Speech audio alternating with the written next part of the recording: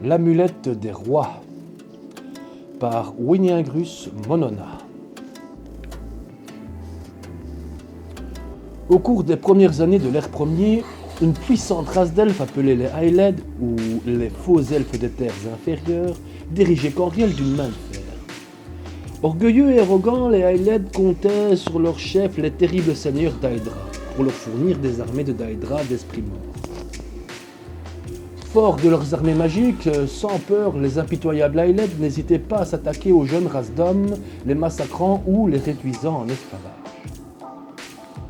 Au nom des races d'hommes qui souffraient atrocement, Sainte Alessia, la première de la lignée de Cérodil, implora Akatosh, le dieu dragon du temps, et dirigea de nobles à Aedra de leur venir en aide.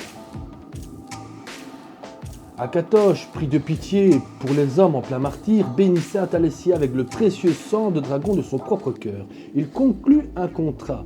Tant que la lignée d'Alessia serait fidèle au sang du dragon, Akatosh fera tout son possible pour maintenir fermées les portes d'Ablivion et pour refuser les armées de Daedra et de Morvivant à leurs ennemis jurés, les Aeled, adorateurs des Daedra.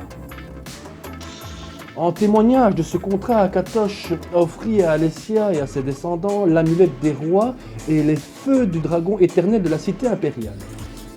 C'est ainsi qu'Alessia devient la première gemme de l'amulette des rois de Cérodil. La gemme est un diamant rouge placé au cœur de l'amulette. C'est le symbole de l'Empire, devenu par la suite le symbole de la lignée des Septimes. Il est entouré de 8 autres gemmes représentant chacun un divin.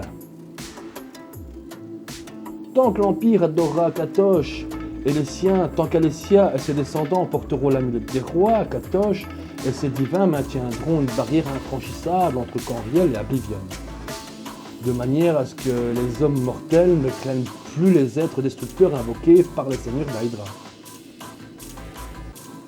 Mais si la dévotion de l'Empire envers les 9 divins venait à se relâcher, ou si le sang des héritiers d'Alessia venait à faillir, la barrière entre Canriel et le royaume des Daedra tomberait, les adorateurs des Daedra invoqueraient alors les entités Daedra inférieures et des esprits de morts vivants pour semer le trouble parmi les hommes.